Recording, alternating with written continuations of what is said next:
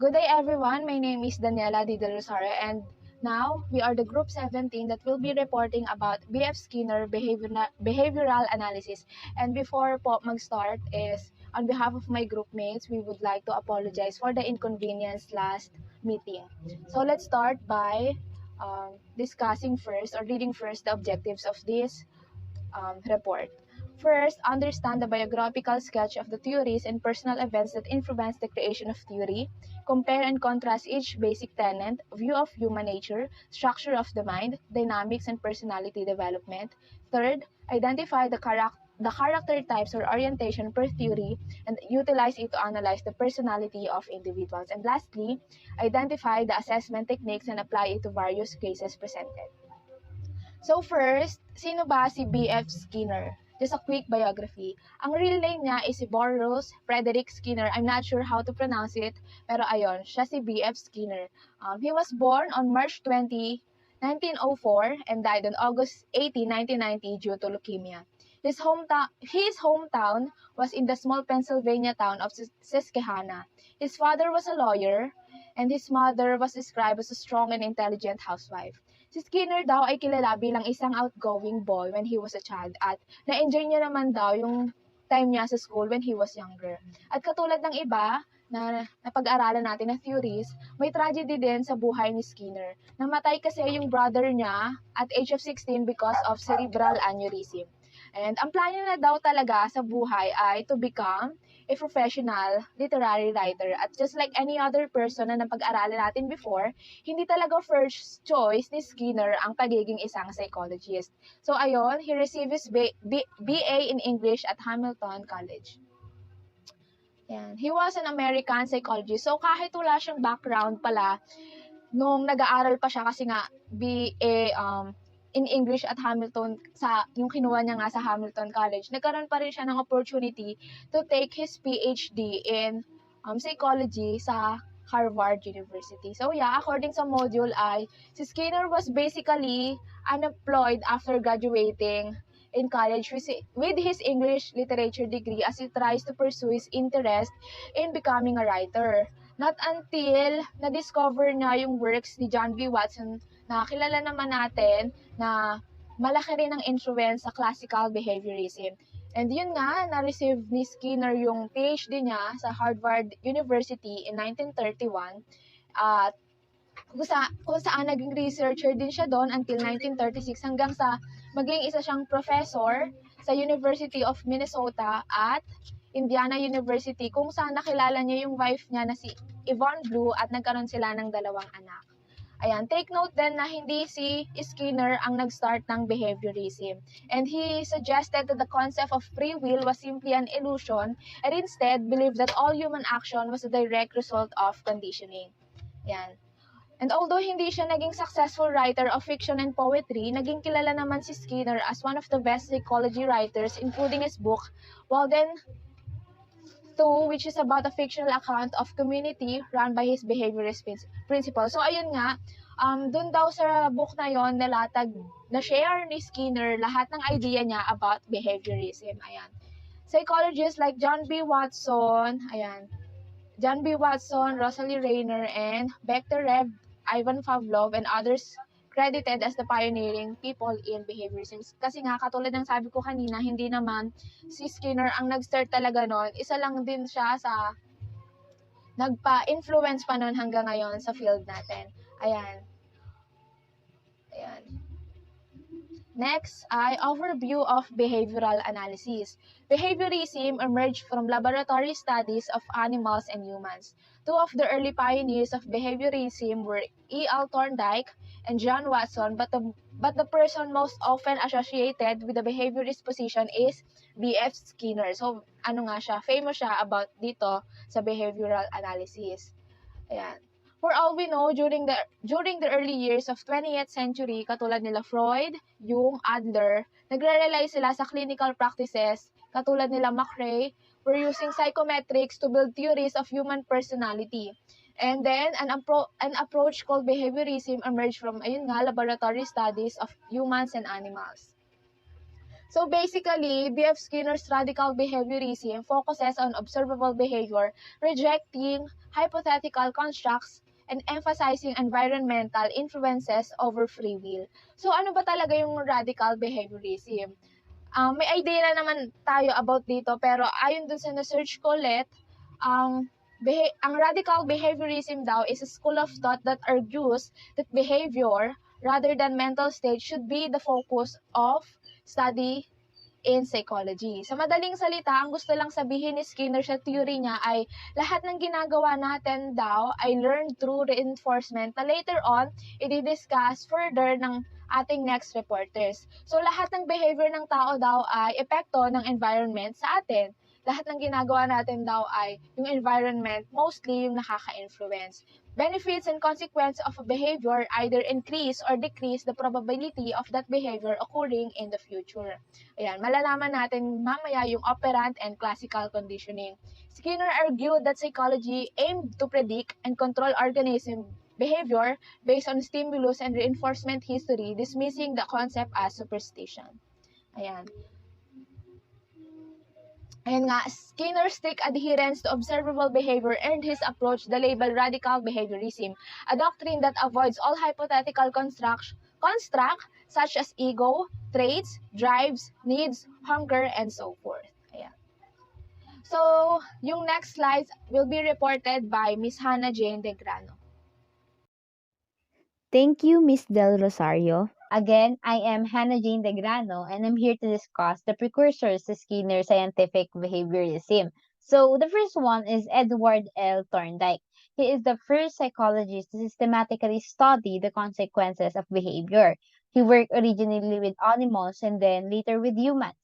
He observed that learning takes place mostly because of the effect that follows a response, and he called this observation the law of effect. So originally, he conceived this law of effect that it has two parts, which is the stump in and the stump out. Yung stump in is the responses to stimuli that are followed immediately by a satisfier or the rewards. Then the second one is stump out, which is the responses to stimuli that are followed immediately by an annoyer or the punishment. So, for example, para mas maintindihan, is that imagine that you arrive early to work one day by accident. Then yung boss mo nakita and he praises your diligence. The praise that your boss given makes you feel good. So, it reinforces the behavior. So, for the next day, you start showing up for work like a little bit early. So, para each day makatanggap ka ng commendation from your boss. So because of the pleasing consequence follow the behavior, the action became more likely to be repeated in the future.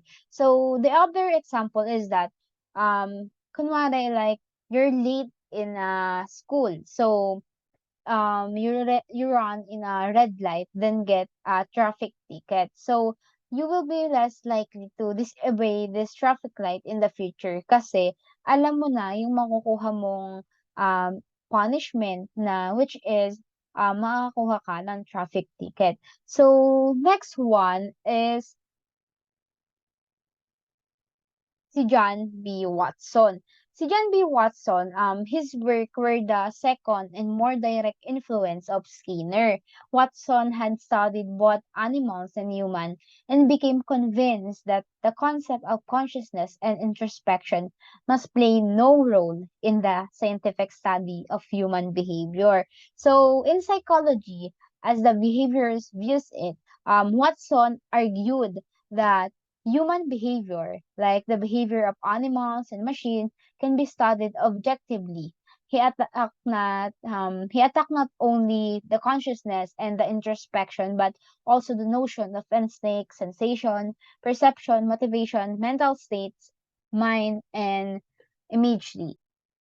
So, behaviorism. Yung behaviorism kasi is siyang learning theory that says that behavior can be measured, trained, and changed. So, kaya pinopose ni Watson, yung behaviorism is because alam niya dati na yung concept ng psychology para sa mga tao dati ay hindi ganun kaganda. Hindi siya ganun kinikilala kasi yung mga theory dati like speculative siya, hindi siya ma-observe, scientifically speaking, like katulad na lang kay na Freud, yung kay na Rollo May, ganan.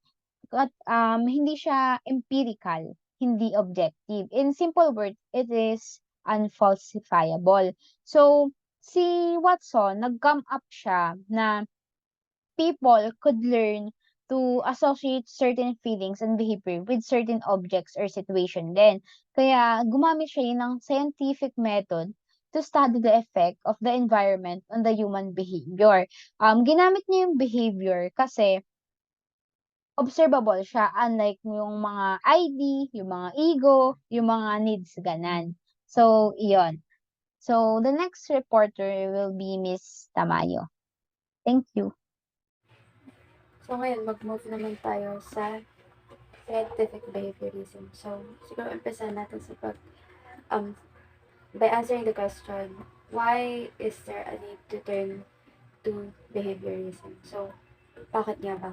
So, psychology kasi as a science is still a controversial statement back then due to having so many concepts that are pure speculative and does not lend itself to scientific scrutiny or wala daw tayong observable data. So, kahit naman hanggang ngayon, di ba, like, maraming nagsasabi na psychology daw is not a real science. So, madaming nagmamak na hard sciences na ang psychology daw, pseudoscience, tapos yung concepts daw natin speculative and abstract na wala tayong evidences or hindi siya scientifically accepted. So, ayun, partly, nabuo daw yung behaviorism ni P.F. Skinner because of the insecurity of psychology to the identity of the psychology as a science. So,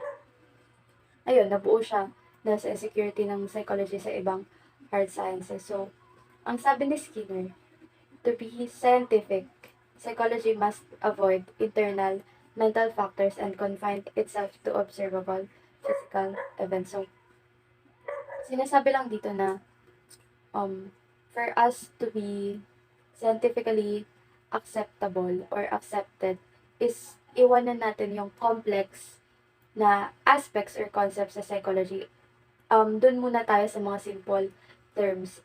At ang sagot doon is behavior. So, yung behavior daw is something na can be measured and observed objectively. So, ang sagot daw sa psychology para maging scientifically acceptable is yung behaviors. Kumbaga yung behaviors are the building blocks of personality. So, scientific behaviorism allows an interpretation of behavior but not an explanation of its causes. So, yung interpretation naman, di ba, it permits scientists to generalize from a simple learning condition to a more complex one. So, doon nga muna daw tayo sa simple before sa complex one. So, any science daw na nag-include ng human behavior begins with the simple and eventually evolves generalized principles that permits an interpretation of the more complex.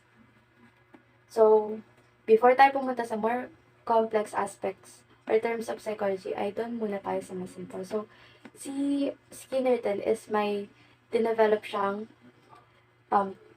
tatlong characteristics of science. So, science, in contrast daw to art, philosophy, and literature, it advances in a cumulative manner. So, behaviorism has its roots way back pa and dinevelop lang ni Skinner yung existing theories and concepts about behavior.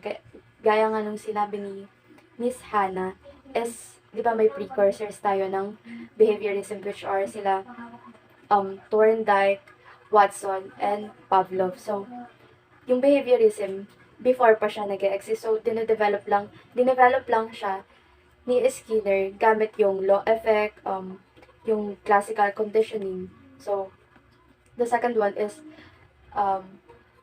science is an attitude that places value on empirical observation primarily. So, kailangan daw may evidence, kailangan observable. So, In particular, there are three components to scientific attitude. So, first, nire-reject daw dito yung authority. Kahit sino ka pa, kahit presidente ka pa ng Pilipinas, kahit ikaw pinakamatalinong tao sa mundo. Kapag mali yung sinabi mo, mali yung sinabi mo. So, sa science, kapag hindi totoo, hindi yun ina-accept. So, kahit pa well-respected person ka, kahit si Einstein, kapag hindi totoo, it must stand the test of empirical observation. So, science demands intellectual honesty and it requires scientists to accept facts even when these facts are opposed to their wishes and desires. So, science kasi kailangan lahat merong basis or evidence. So, nagdademand talaga siya ng intellectual honesty. So, kahit pa hindi to umaayon sa gusto mong patunayan, syempre, kailangan pa rin ng intellectual honesty. So science suspends judgment until clear trends emerge. So, if a scientist reports of findings that does not hold up to replication, then that scientist appears foolish at best and dishonest at worst. A healthy skepticism and willingness to suspend judgment are therefore essential to be a scientist. So, pangatlo is, a third characteristic of science is its search for order and lawful relationship. So, sa science, tinatanong niya kung anong relationship ng variables sa isa't isa. Or, bakit umuulan, bakit may El Nino, diba? Before, kasi, kapag sinabing bakit umuulan or bakit tagtuyot, 'di ba? Ang isasagot sa is because of religion, like something about religion. Religion yung basis natin, pero ang science kasi gusto niyang malaman ang connection ng isang bagay sa isang bagay. So, kapag ang basis natin ay religion, sasabihin, galit si God, naiyak si God, kasi ganito, ganyan. Pero kapag sa science, bakit ba umuulan? Bakit ba tagtuyot? Kasi global warming, climate change, dahil marami na yung consumption natin sa tubig, ganyan-ganyan. So, ayun, science is a search for order and lawful relationship. Again, I'm Miss Degrano. So, conditioning. Conditioning is a theory that the reaction to an object or event by a person or animal can be modified by learning or what we call conditioning. So, isa siyang learning process in which the likelihood of a specific behavior is increased or decreased through positive or negative reinforcement each time na yung behavior is exhibited. So, the subject here comes to associate the pleasure or displeasure of the reinforcement with the behavior. Kasi in here, the manner in which may specific types of experience tayo na nagme-make ng certain behavior, more or less probably dahil associative learning nga siya using a behavioristic approach. So, Skinner has recognized two kinds of conditioning, which is the classical and the operant. Yung classical conditioning, which Skinner called respondent conditioning, is a response, its response is drawn out of the organism by a specific identifiable stimulus. While operant conditioning, also called as Skinnerian conditioning, is a behavior naman na made more likely to recur when it is immediately reinforced. There are similarities sa dalawang to, which is both of them is a result in learning and what suggests that a subject can adapt to their environment. On the other hand naman, their distinction is that in classical conditioning, behavior is elicited from the organism, whereas in operant conditioning naman, behavior is emitted. Another one is that classical focus more on involuntary automatic behaviors and it involves placing a neutral signal before a reflex. Unlike operant na involved siya in applying reinforcement or punishment after a behavior and focuses more on strengthening or weakening those voluntary behaviors. So, to further elaborate the two conditioning, let me discuss each of them first. So, classical conditioning. In classical conditioning, a neutral stimulus is paired with an unconditioned stimulus a number of times until it is capable of bringing about a previously unconditioned response, now called the conditioned response. Isa siyang learning process that involves pairing a stimulus with a response. So, as we know, Ivan Pavlov and John Watson started the behaviorism. Kaya yung experiment nila, yung isasample ko na yan. I expected na because we are a psychology student, everyone siguro has probably heard about Pavlov's dog. As you can see in the picture, in his famous experiment kasi, na-notice niya na yung dogs began to salivate in response to a tone after the sound had repeatedly been paired with presenting food.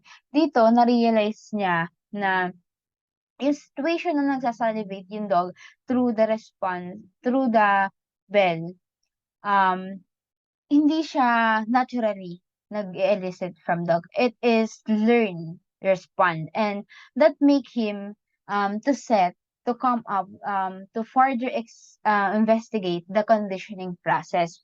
Katulad ng sabi ko kanina, yung classical conditioning is a process that involves creating an association between naturally existing stimulus and a frivolously neutral one. Dito sa experiment niya, yung naturally existing stimulus is the salivation. And yung neutral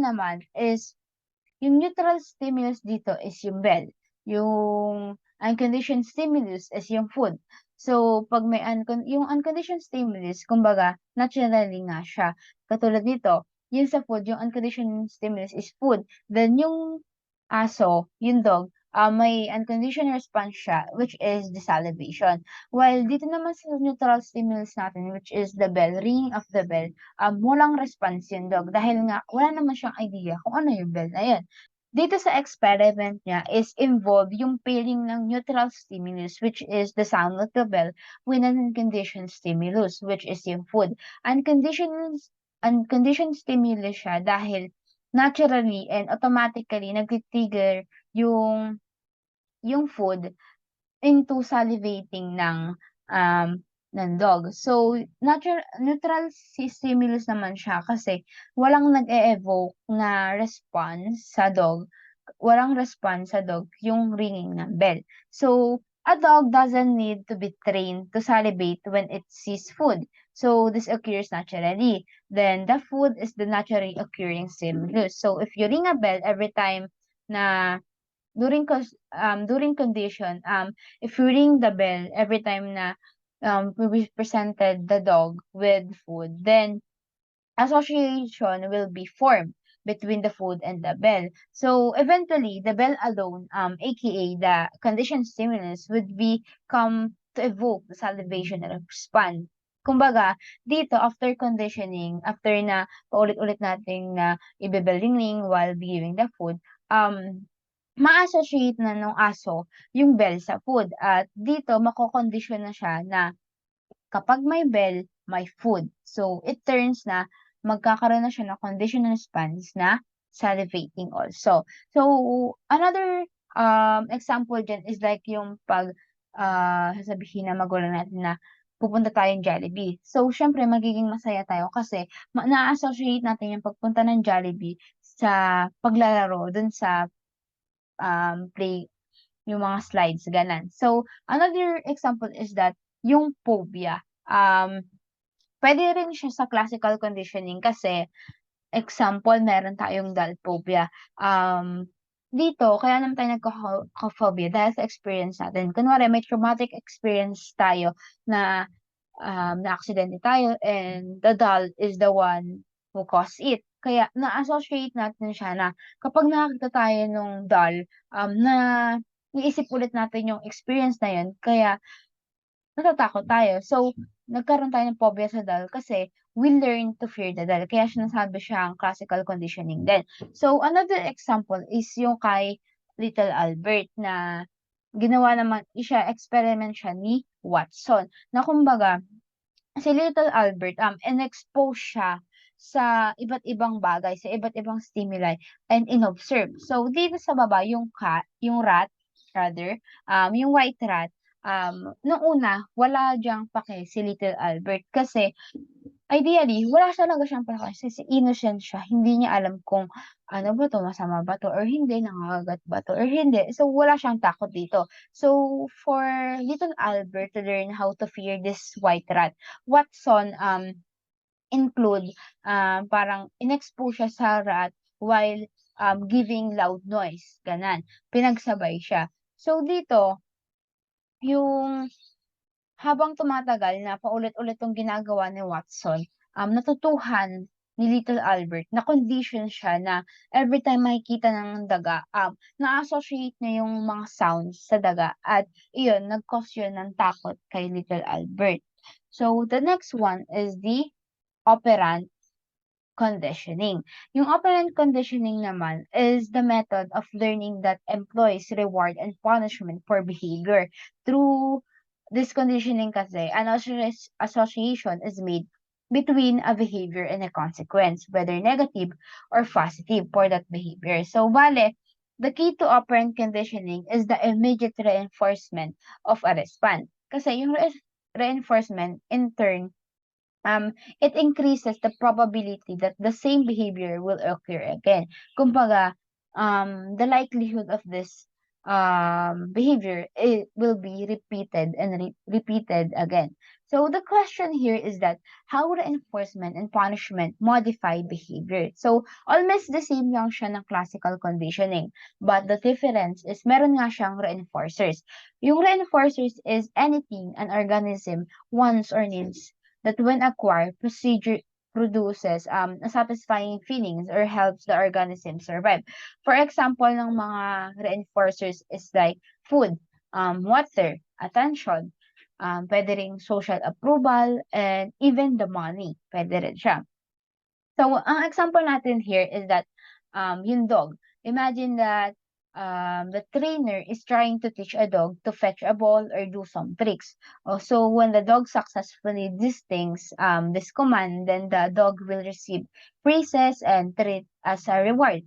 When the animal fail or when the dog fails naman to do or to follow the trainer, then the trainer will withhold the praise. Hindi siya bibigyan ng treats. So eventually, the dog will form an association that between the behavior of following his trainer command and receiving the desired reward. And this thing is what we call shaping. Shaping is like reinforcing approximation of the targeted behavior until such time na yung organism will finally do what we intend them to do. Kasi nga, isa siyang process of reinforcing successes approximation. Kasi para ma-shape yung final complex set of behavior. So dito, may piniresent na tatlong condition, which is the antecedent, the behavior, and the consequence. So dito, may piniresent na tatlong condition, which is the antecedent, the behavior, and the consequence. Yung antecedent is the place, the environment, the setting, kung saan gagawin yung situation. Kumbaga, kunwari, for example, yung bata, pinaliguan natin, pero hindi na natin kayang bihisan kasi may gagawin pa tayo. So, ang gagawin natin doon is sabihin natin sa bata, like, sige, magbihis ka dyan, bibigyan kita ng candy.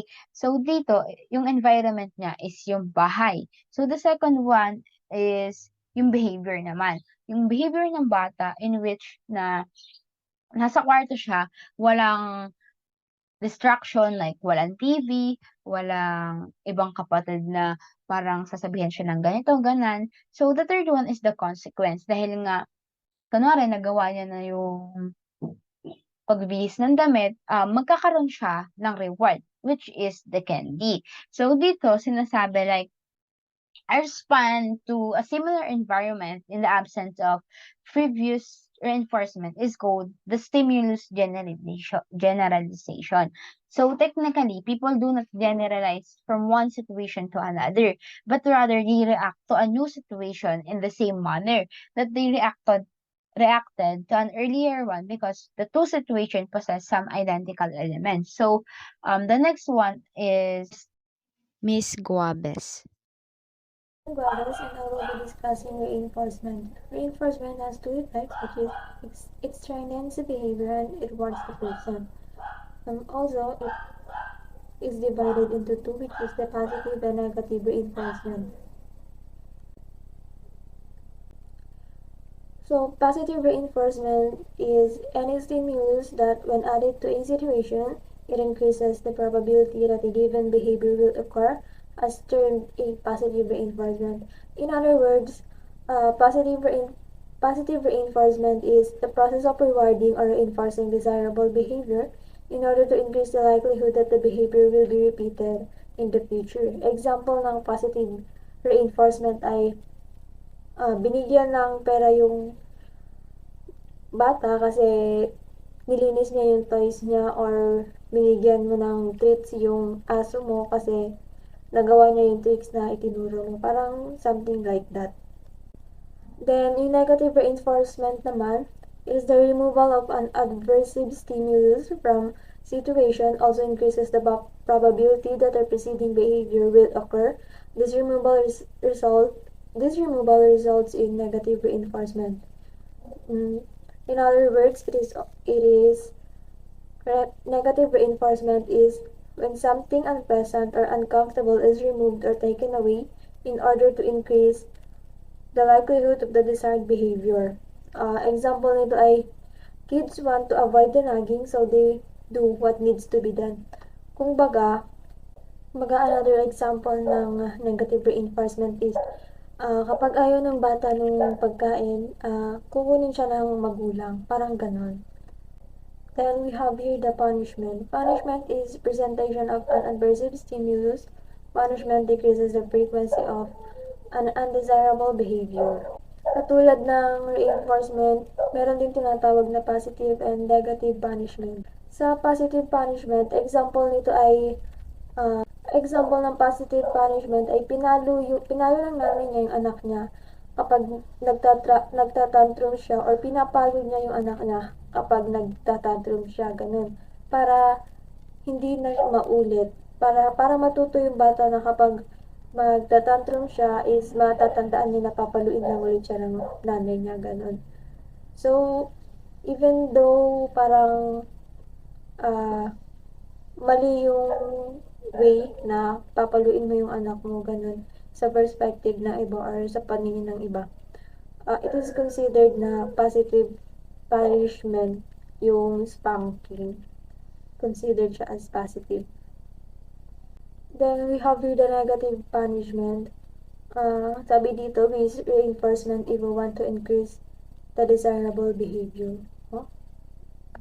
Ay, hindi mali, napasama lang yun sa slide, pero sa reinforcement yun. Sabi dito, a negative punishment ay something unpleasant is removed from the subject to encourage their behavior. Example nito is, yung, lalo na sa mga magulang ngayon, yung kinukuhanan ng cellphone yung anak nila para matigil yung masamang ugali, which is, may iba namang tama na kasi cellphone kaya nagiging ganun yung ugali. Pero, considered siya as negative punishment. Ganun. Taking away the gadgets from their child to stop the bad attitude. I am now giving the floor to the next reporter, enabled for her to discuss the rest of the topics. So, punta naman tayo sa types of reinforcement. So, the first one is the conditioned reinforcer. So, ito yung tinatawag din na secondary reinforcers, or ito yung mga stimuli na hindi naman satisfying by nature, but they become satisfying because they are associated with something satisfying, such as food, water, sex, or physical comfort. So, ang example nito is pera. By nature, hindi naman talaga satisfying ang pera. Pero dahil associated siya sa, for example, sa food. Kapag may pera ka, syempre may pambili ka ng pagkain, may pambili ka ng tubig, o pwede mo rin gamitin yung pera para makakuha ka ng comfort. Ngayon, di ba? So, dahil nga associated yung money sa unlearned or sa primary reinforcer. So, kaya siya nagiging satisfying. So, the next one is generalized reinforcer. So, ito yung reinforcers na associated with more than one primary reinforcer. So, primary reinforcer kasi is yung mga food, ayun nga, yung sinabi kanina, food, water, sex, or physical comfort. So, kapag daw yung isang reinforcer is associated with more than one primary reinforcer, tsaka siya nagiging generalized reinforcer. Katulad nga ng money, di ba? Conditioned reinforcer siya kasi nagiging satisfying siya. Because associated siya with primary reinforcer. Pero nga, pwede siyang maging associated sa wide variety of primary reinforcer. So, kaya siya naging generalized reinforcer. Associated siya sa food, sa water, or even sa sex, and sa physical comfort. Katulad na lang ng attention. Like, di ba, kapag attention, binibigyan ka ng attention na associate siya sa food, sa physical comfort. So, nagiging generalized reinforcer siya. Like, sa yung affection, kapag may affection, may attention, may food, may physical comfort. So, ayun. Kaya siya nagiging generalized reinforcer. So, si Skinner then is may develop siya na schedule of reinforcement. So, reinforcement can follow behavior on either a continuous schedule or are intermittent one. So, kapag sinabi natin continuous schedule, ito yung every response, meron kang binibigay na reward. For example, kapag sa aso, kapag sinabihan mo siya ng sit, kapag umupo siya, at kapag sumunod siya, bibigyan mo siya ng pagkain every other response. Kapag sumusunod siya, bibigyan mo siya lagi ng pagkain. So, ayun yung continuous schedule. O kaya sa classroom, kapag sumagot yung student, laging bine-very good. Kapag sumasagot, laging bine-very good. So, ayun yung continuous schedule. Lagi, or every response is my reward. Or every correct answer ay may reward or may reinforcement. So, sa pangalawa is intermittent schedule. Ito naman yung intermittent kasi is like partial. Hindi mo siya laging bibigyan. Meron siyang pattern on when the reinforcement is given. Like, hindi palagi, hindi katulad ng sa continuous schedule na every correct answer is bibigyan mo siya ng reward. Dito sa intermittent or sa partial schedule is may pattern. First dito is yung fixed ratio. So, kapag sinabi kasing ratio is amount of responses. Kapag sinabing interval is amount of time. So, dito sa fixed ratio, reinforcer is given after a specific amount of time. So, ang example nito is yung every 3 beses, for example, sa classroom setting, every 3 beses na sasagot yung estudyante mo is bibigyan mo siya ng reward or sasabihin mo siya ng very good. For example, sumagot siya ng first time, wala pa siyang reward nun. Sumagot siya the second time, wala pa siyang reward. Pero sa third time niya, doon siya magkakaroon ng reward. Hanggang sa tumuloy-tuloy yun, 3, 6, 9, every 3 answer, may very good siya. So, binibigay lang siya after a specific amount of response. So, next naman is yung variable ratio. So, dito sa variable ratio, reinforcement is given after a changing number of responses. So, di ba kapag sinabing ratio, ang tinitingnan doon is number of responses. So, example dito is yung teacher daw nagbibigay ng candy sa mga estudyante na nakakatama ng sagot, pero varying yung amount of time. For example, nakasagot siya 2 beses, bibigyan niya ng reward yun. Nakasagot siya ng 3 beses, tsaka niya siya bibigyan ng reward. Or pwedeng next, nakasagot siya ng 2 beses, tsaka bibigyan ng teacher ng reward. So, nag-iiba yung pattern. So, varying amount of time. Doon kasi sa fixed ratio, every 3 answer, di ba, may reward siya. Dito sa variable ratio, iba-iba yung amount of time. Pwedeng 2 times sumagot, may reward na.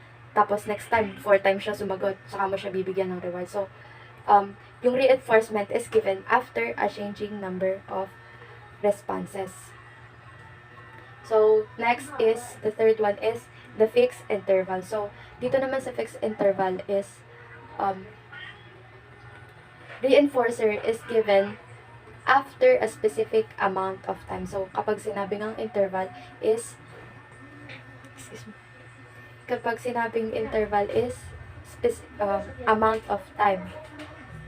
So, for example na ito is, sa classroom setting ulit is, every minute, the teacher gives the student encouragement. So, time, minute, hour, day, time yon. So, every minute daw, the teacher gives the student encouragement. So, specific siya every minute. So, pwedeng every 15 minutes, every 1 day. For example, yung aso mo, bibigyan mo lang siya ng treat every 1 day. Araw-araw or every other day, ganun. Every other day mo lang siya. So, meron kang sinusunod na specific amount of time. So, next is the variable interval. So, dito naman sa variable interval is, yung reinforcement ay binibigay after a changing amount of time. So, amount of time ulit. So, for example, na ito ulit sa classroom setting is, teacher gives a student candy every couple of minutes. But, nag-iiba yung time na yon. So, for example, binigyan ka, namimigay yung teacher mo ng candy, first time, 3 minutes.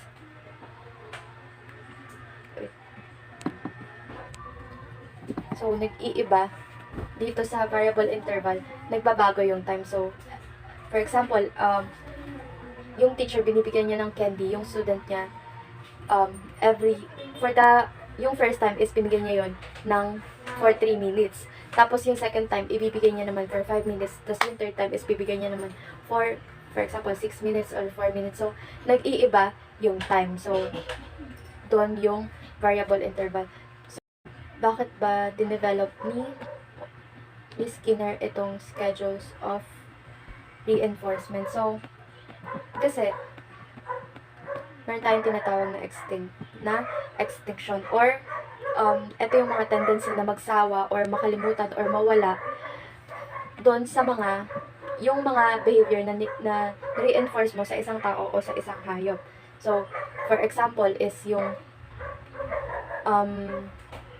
kapag lagi ka nagbibigay ng reward, ang tendency nun is, possibility is magsawa yung isang bata. For example, lagi na lang nakakasagot yung estudyante na to. So, nagsasawa na siya dun sa reward na binibigay mo. So, hindi niya nauulitin yun. Kasi paulit-ulit, lagi-lagi mo lang siyang ginagawa. So, kaya rin sinasabi ni Skinner na, kaya rin mas prefer ni Skinner yung intermittent schedule because, not only because they make more efficient use of the reinforcer, but also because they produce responses that are more resistant to extinction. So, ayun, yung intermittent schedule daw is resistant siya sa extinction.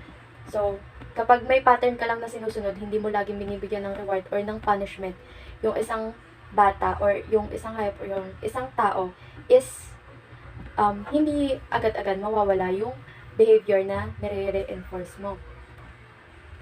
So, may tinatawag tayong operant extinction. So, ito yung operant extinction is yung weakening and eventual stop of voluntary conditioned response. So, example, yung child na nag-associate sa sound of a microwave sa kanyang favorite snack. So, every time na naririnig niya yung sound ng microwave is pumupunta siya sa kitchen. Kasi ang iniisip niya is meron siyang makukuhang pagkain which is yung favorite snack niya. Pero, yung tatay niya daw is gumagamit ng microwave several times without making snack, 'di ba?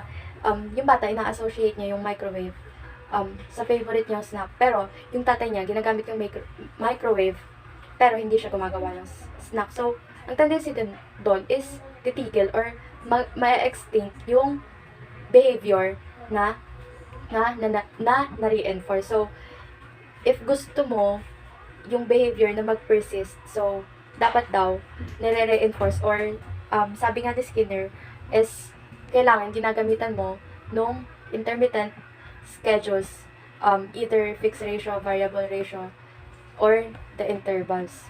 So, dito sa human organism, ang sinasabi lang naman ni Skinner dito is lahat ng behavior natin ay bunga lang ng reinforcement. So, for example, tahimik ka, shy type kang tao. So, kaya ka daw tahimik, kaya ka daw shy type. Shy type kasi na-reinforce yun sa'yo. So, bakit ka maingay or bakit ka papansin, bakit ka sabihin na natin bida-bida. So, kaya ka raw ganun is na-reinforce yun sa'yo. So, possible na kapag tahimik ka, nakakatanggap ka ng reward. Yung reward na yun is peaceful, yung paligid mo, or kapag nagpapapansin ka, nakakatanggap ka ng reward na in a form of attention. Ganon. Kapag nagpapapansin ka, kapag maingay ka, tsaka mo nafe-feel na nagkakaroon ka ng validation. So, lahat daw ng behavior natin, according to Skinner, is bunga lang ng reinforcement. So, according to Skinner, human behavior is shaped by 3 forces. So, first one is yung natural selection. Second one, cultural practices. And the third one is individuals in history. So, natural selection. So, basically, ang sinasabi lang din dito ni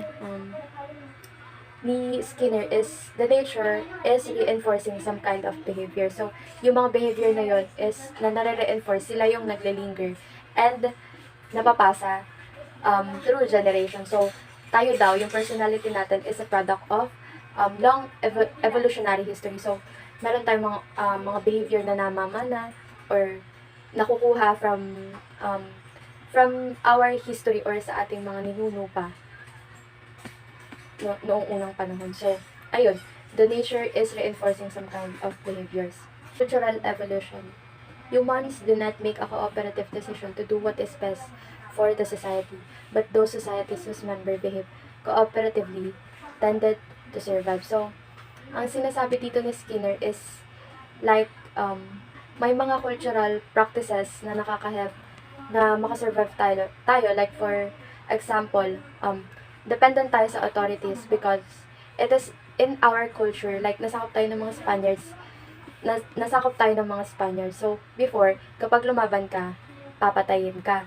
So, ang tendency doon is na-reinforce yung behavior na submit lang tayo ng submit sa mga authorities. Like, for example, for today, nowadays, submit lang tayo ng submit sa authorities like the government, kahit na may nakikitang mali kasi ayun yung nasa culture natin. So, ayun, na-reinforce, yung cultural evolution daw is reinforcing some kind of behaviors. Yung katulad na lang nung our tendency to just obey authorities kahit na may mali just for us to survive. So, dito sa inner states, so, kahit na nireject ni Skinner yung explanation of behavior founded on non-observable hypothetical construct, di naman niya dineny yung existence of internal states like love, anxiety, fear. So, basically, ang sinasabi lang din naman ni Skinner dito is lahat ng inner states like love and anxiety are just products of reinforcement. Like, hindi yan love, hindi yan anxiety. Product lang yan ng reinforcement. They are not really complicated or complex as they seem to be. Like, sinasabi ni Skinner na no, there is a reason behind kaya ka ina-anxiety, kaya ka nagmamahal, kaya ka natatakot. So, lahat yon yung inner states na yan or internal states are just behaviors na na-reinforce. So, dito sa self-awareness is Skinner believed that humans not only have consciousness but are also aware of their consciousness. So, they are not only aware of their environment but are also aware of themselves as they're part of environment. They not only observe external stimuli but are also aware of themselves observing that stimuli. So, self-awareness, aware sila na nag-observe sila na may consciousness sila, na part sila ng environment. So, dito sa aspect na to, na-observe lang to nung mga tao na nakaka-experience nito. So, it can only be observed by the person experiencing it. So, drives. To Skinner, drives simply refer to the effects of deprivation and satiation, and to the corresponding probability that the organism will respond. So, for Skinner, yung drive is not really drive. So, kaya lang daw tayo may drive is because nadadeprive tayo. So, kaya ka eager sa isang bagay, or kaya ka nagkakaroon ng isang bagay, nagkakaroon ng drive sa isang bagay is because of deprivation. So, like for example, may hunger drive ba tayo? So, kaya tayo may hunger drive is nauubusan tayo ng nutrients. And ang reinforced na behavior doon, syempre, kapag nagugutom ka, may hunger drive ka, is kakain ka. So, ang nare-reinforce na behavior doon ay eating. So, kapag kumakain tayo, ay nabubusog tayo. Ayun ang reinforced na behavior. Kaya tayo may hunger drive. Nare-recognize pa rin ni Skinner yung subjective existence of emotions, of course, but he insisted that behavior must not be attributed to them. So, sinasabi dito ni Skinner na yung emotions daw ay nare-reinforce lamang. So, for example, bakit ka raw ba laging natatakot? Bakit ka ba laging masaya? Or bakit lagi mong gusto mag-isa? So, it's because nare-reinforce na sa'yo, for example, yung anxiety ay nakakapagpataas ng probability mo to survive. So, kapag mag-isa ka at tahimik, walang magulo sa'yo, so may survival, tahimik ka, peaceful yung surroundings mo. So, nare-reinforce sa'yo na kapag may anxiety ka, may fear ka na makihalubilo sa isang tao, nagkakaroon ka ng peace of mind, tahimik na lugar, security. So, naiisip mo na kapag may anxiety ka, mas tataas sa'yo yung probability mo to survive. So, nasasanay ka na mag-isa. So, ayun na yung nakakapag-shape ng behavior mo. Kumbaga, lahat yan, fear, happiness, yung love. So, yung mga emotions na yan, yung joy, yung pleasure, lahat yan ay nare-reinforce lang. So, next is purpose and intention. So, sa purpose and intention, ang sinasabi ni Skinner is, wala naman daw tayong purpose and intention. Pero, yung rather this purpose and intention, ito daw yung nakaka-increase ng probability of us doing such behavior. So, yung purpose and intention daw is just a reinforcer. For example, may intention ka to buy bagong sasakyan. So, yung intention mo na yon causes you to do something or to behave in some type of way. Kunyari, gusto mong bumisita sa Boracay. So, intention mo na bumisita sa Boracay. Ayun yung purpose mo. Like, bibisita ko sa Boracay, ayun yung purpose mo. So, ayun is nagkukos sa'yo na gumawa ng isang behavior in some type of way. So, yung intention and purpose na yun is nakakapag-increase ng probability of us doing something. So, ang sinasabi ni Skinner doon is reinforcer yun. Move on to complex behavior. Complex behavior is a sequence of actions influenced by several factors such as environment. Kumbaga, complex behavior is a combine of innate and learned behaviors. Then, high mental process. Yung high mental process, it involves thinking, problem solving, and decision making. It is also the capability of an individual to learn and execute knowledge. And creativity, Skinner called it as accidental trait, as he compared creative behavior with natural selection in evolutionary theory. Creativity, in other words, is an ability received through series of evolution deemed as necessary for survival. Therefore, it is passed through or inherited. We have here the unconscious behavior.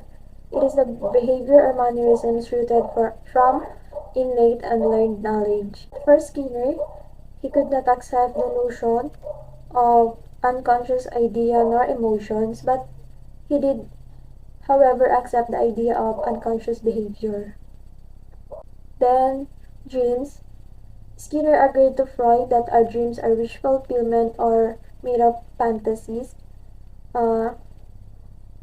Sa perspective ni Skinner, he saw dreams as covert and symbolic forms of behavior that are subject to the same contingencies of reinforcement. In addition to that, dreams are combined fragments of a person's experiences, worries, and waking thoughts into new scenarios. Last one is social behavior. It is the way people interact with and influence other individuals. Ayan. Mag-move naman tayo sa unhealthy personality. So, nag-search ako what leads this unhealthy personality that pushes people to use counteracting strategies and leads to inappropriate behaviors. So, ano muna yung counteracting strategies? Ito daw yung when social control is excessive, people can use 3 basic strategies for counteracting it. So, mamaya ko na i-discuss ko ano yung tatlo. Ang i-discuss muna natin kung ano nga yung nagpo-push sa mga tao to use these counteracting strategies na pwedeng mag-lead sa inappropriate behaviors. So, ang human behavior daw kasi is controlled nga by environment where tayo as a member of the growing society ay nakokontrol ng mga laws, rules, and customs na dapat natin sundin. So, kapag feel na overly controlled na ang isang tao, gumagawa sila ng paraan or gumagawa tayo ng paraan to free ourselves from it. So, ayun yung idea ng counteracting strategies na similar sa other theories like defense mechanism. So, may tatlo nga daw ways or basic strategies for counteracting it. Number 1 is escape, 2 ay revolt, and 3 ay passive resistance. So, ayan.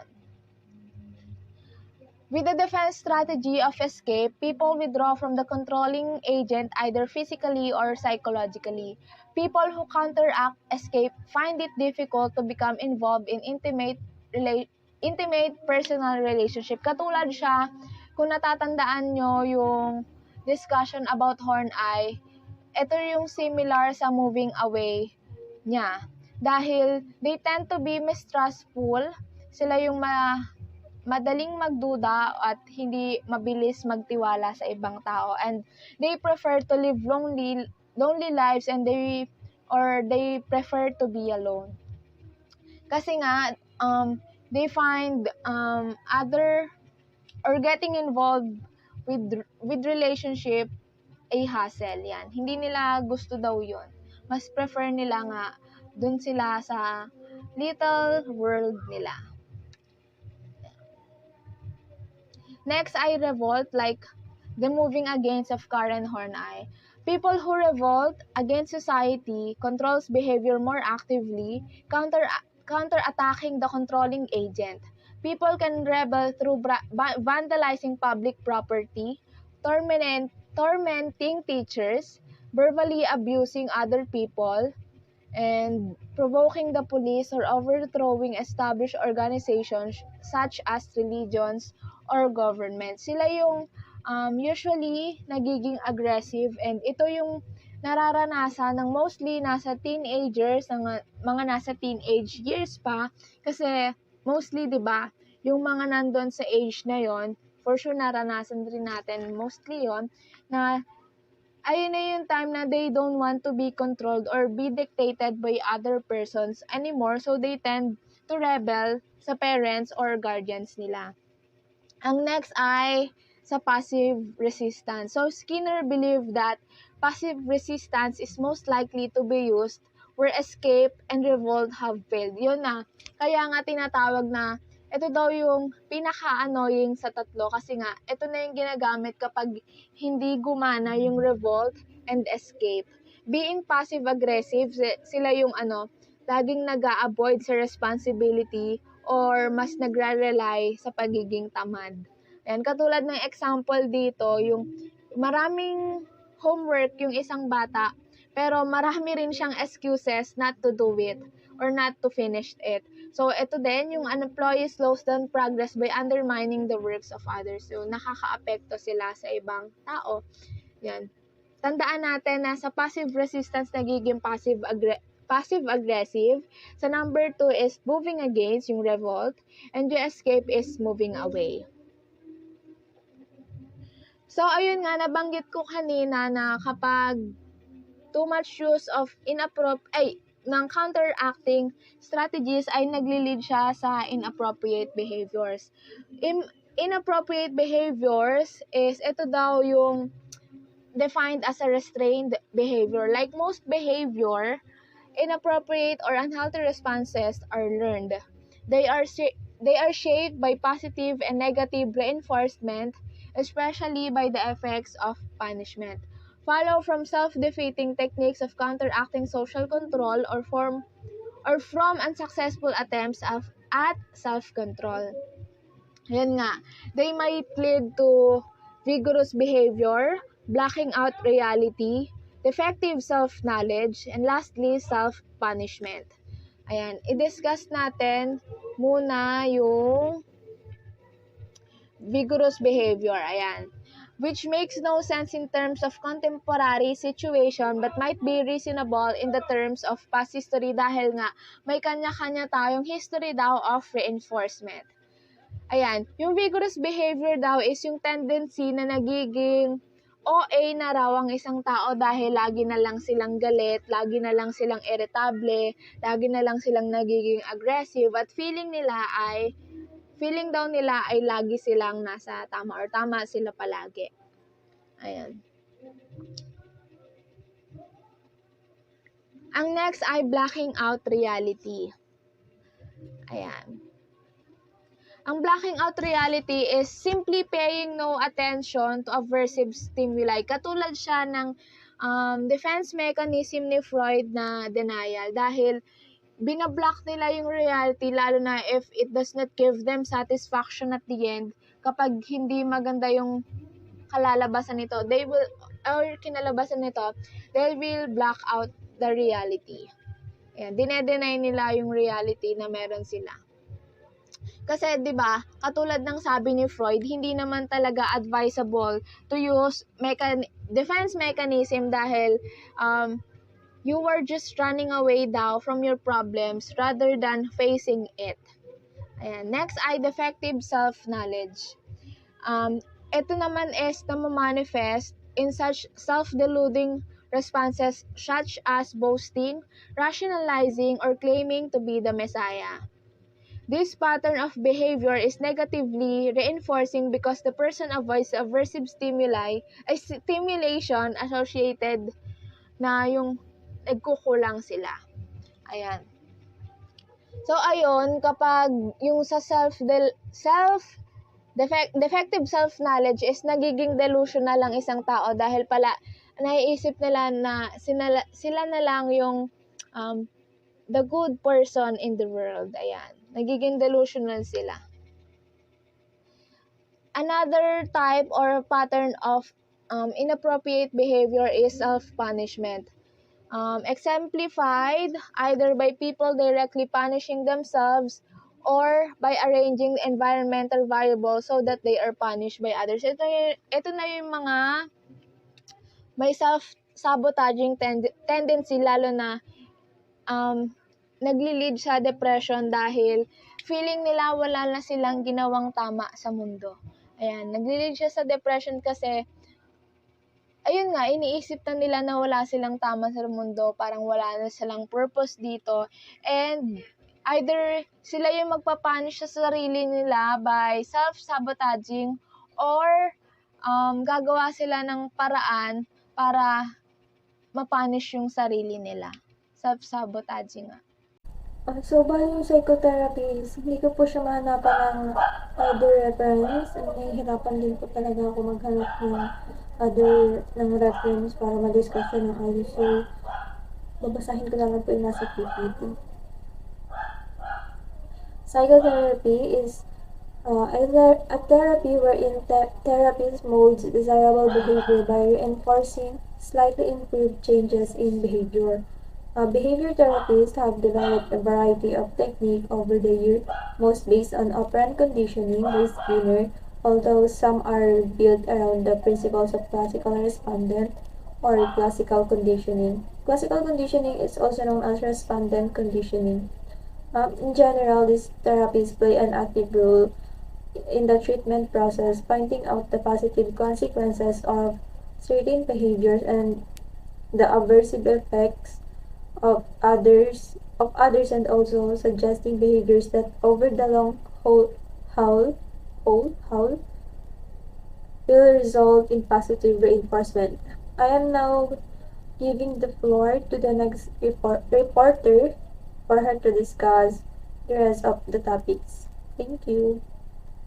Critic of Skinner. So, first critic or Skinner is that I think lahat ng critics kay Skinner is good. Kasi first, because the theory has spawned a great quantity of research who rate the theory extremely high on its ability to generate research. So, after ng experiment ni Skinner, maraming mga research na nagawa dahil dito. Dahil nga maganda yung research niya, observable, like objective, empirical, ganan. So second is that most of Skinner ideas can be either falsified or verified. So we rate theory high on falsifiability. Because dahil nga sabi natin kanina na meron na siyang sinusunod na scientific method. So most likely talaga na high yung rating niya sa verification kasi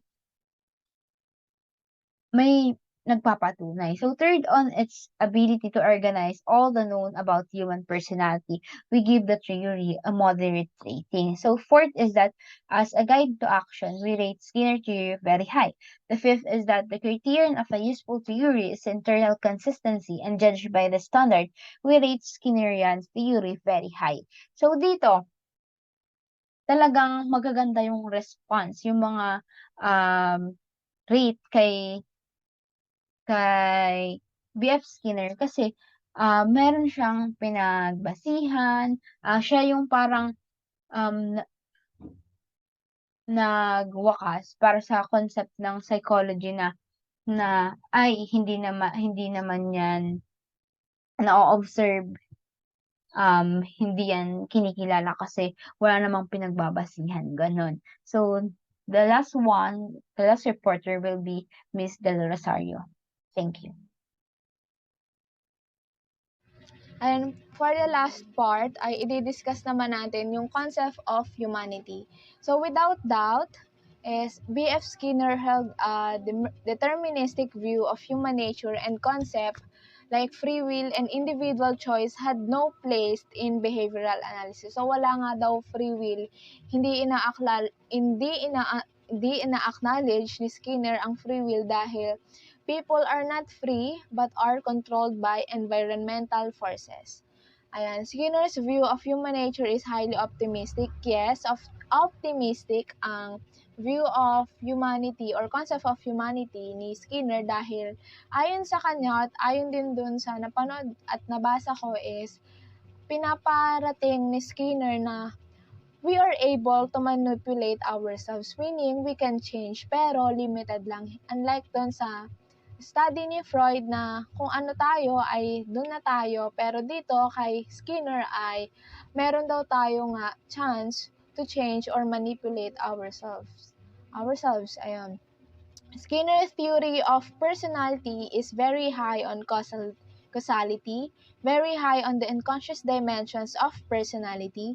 Skinner held that human personality is largely shaped by the environment. Yes, Skinner emphasized people's uniqueness more than he did their similarities. Ayan. So, unconscious, bakit? Dahil, yun nga, katulad ng na-discuss kanina, is learning or conditioning is automatic. Social environment, dahil nga, katulad na sinabi ko kanina, is, ayon kay Skinner, mostly ang behavior natin is nakokontrol ng environmental factors. Ayan, uniqueness, dahil nakadepende sa reinforcement history ng isang tao, yung sarili niya. And causal, dahil ang behavior natin ay ang environment ay ang nagko-cause sa behavior. So, our behavior is causal and ano yung cause nito is our environment. Yan. So, I think that would be all. Thank you.